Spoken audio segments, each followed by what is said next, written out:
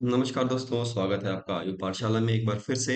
और क्योंकि अभी रिसेंटली बंगाल में चुनाव हुआ है और वहाँ पर एग्जिट पोल के नतीजे आ चुके हैं। तो एग्जिट पोल का क्या प्रिडिक्शन है और किसकी सरकार बनने वाली है, these are all sorts of some political questions जहाँ पर हमारा कोई लेना देना नहीं है। तो as a student, as an aspirant, हमें क्या चीज़ों का पता होना चाहिए।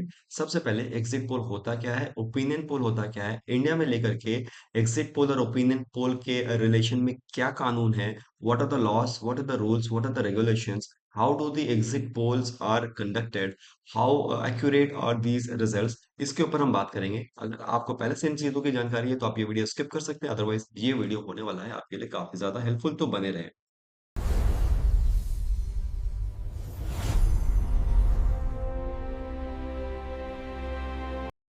तो दोस्तों, एग्जिट पोल और ओपिनियन पोल का डिफरेंस तो आई होप आप सबको ही पता होगा। जहां पर जो एग्जिट पोल है, जब पोलिंग हो जाता है, यानी कि जब पोल एग्जिट हो जाते हैं, वोटिंग खत्म हो जाती है, तो जो रिजल्ट्स प्रिडिक्शंस वगैरह निकल के आते हैं उसको हम एग्जिट पोल कहते हैं, ठीक है।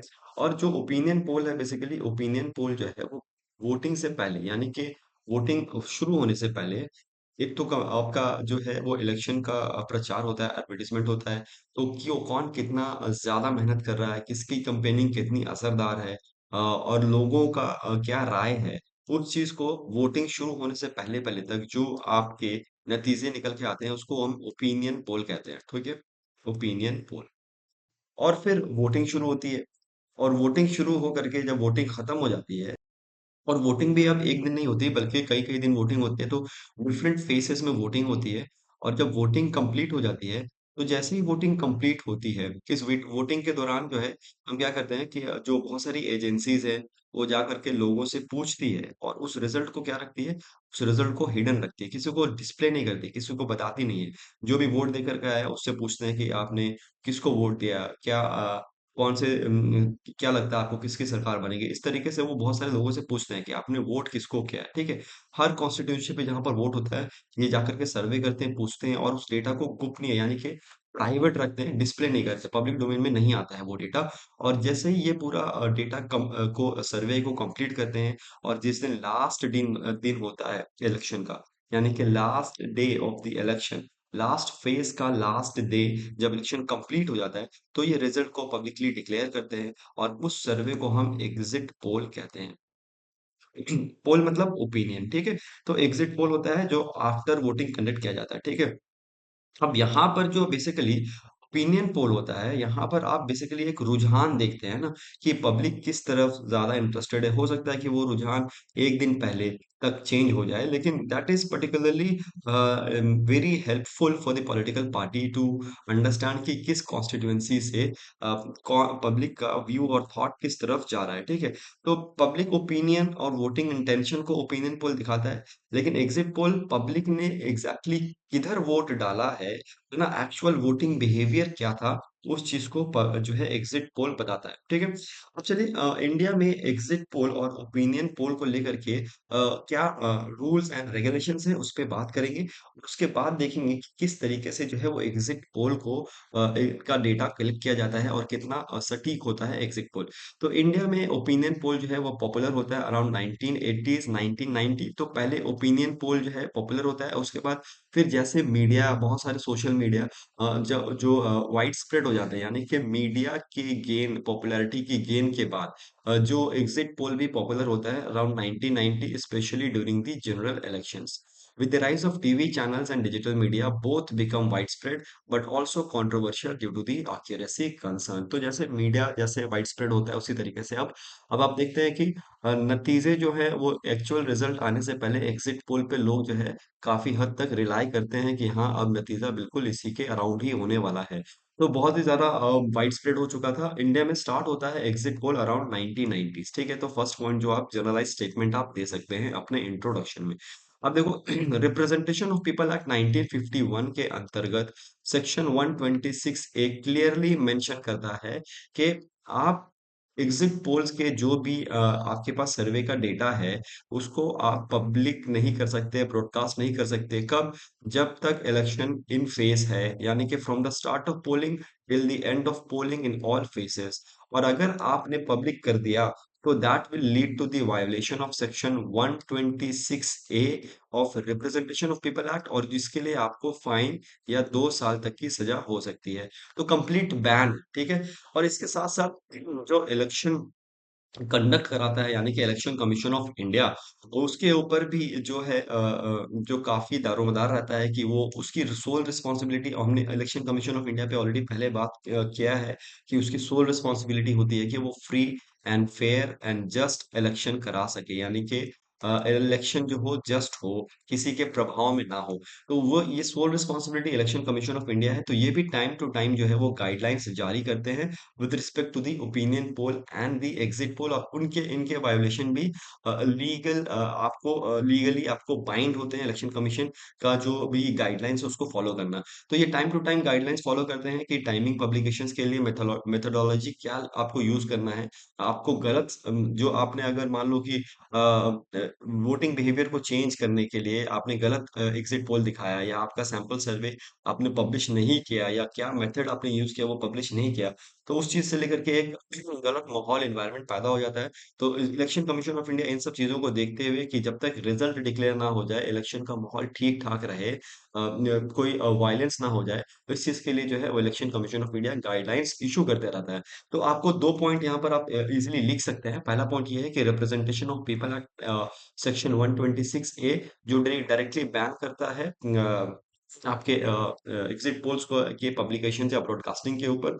और सेकेंडली जो है election commission of India is the sole supervisor superintendence power है to conduct free and fair election, और उस रिलेशन में it can also issue guidelines with respect to the opinion polls and exit polls. अब यहाँ पर एक चीज और आपको ध्यान रखना है कि रिप्रेजेंटेशन ऑफ पीपल एक्ट के अंदर there is no mention of opinion poll, no mention of opinion poll. Opinion poll को लेकर के कोई मेंशन नहीं है रिप्रेजेंटेशन ऑफ पीपल एक्ट में, यानी कि directly there is no act to regulate the opinion poll. However again responsibility कहाँ शिफ्ट हो जाती है इलेक्शन कमीशन ऑफ इंडिया के ऊपर कि उसको देखना है कि इलेक्शन कैसा होना चाहिए, फ्री एंड फेयर होना चाहिए, जस्ट होना चाहिए, हाँ, पीसफुल होना चाहिए। तो उस चीज को लेकर के ये आगे ओपिनियन पोल्स के ऊपर भी गाइडलाइंस जारी कर सकते हैं। अब चलिए एक इंटरव्यू पैटर्न में आपसे मे भी ये सवाल पूछा जाए कि how the exit polls are conducted, तो सबसे पहले ये देखना है कि किसी भी कॉन्स्टिट्यूंसी के अंदर जहां पर वोटिंग हो रही है, जैसे ही लोग वोट दे करके आते हैं, तो वहां पर लोगों से पूछा जाता है कि आपने किसको वोट डाला, है ना। अब तो एक तरीके से हर इंडिविजुअल, बहुत कोई आपको सही जवाब भी देगा, बहुत कोई नहीं भी बताएगा, बहुत कोई गलत भी बताएगा, है ना। तो उस पर्टिकुलर एरिया में पिछले कई महीनों या सालों से क्या ट्रेंड चलता आ रहा है ना, कौन जीतता आ रहा है उस सीट के ऊपर, ये एक डेटा होता है।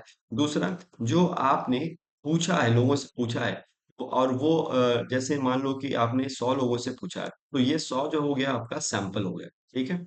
तो आपका सैंपल साइज कितना बड़ा है, आपने पर्सनली कितने लोगों को इंटरव्यू किया है, पूछा है, that is called the sampling. और वो सैंपल के ऊपर भी एग्जिट पोल के नतीजे डिपेंड करते हैं।